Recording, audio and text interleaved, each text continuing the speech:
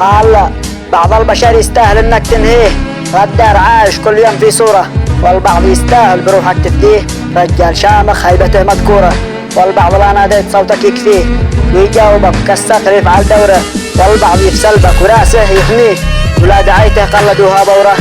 بالمختصر الجيد رحبنا فيه والفصل طلقناه باخر دوره، وما نتكبر حق لازم ننفيه وننفي اسمه واللقب والصورة.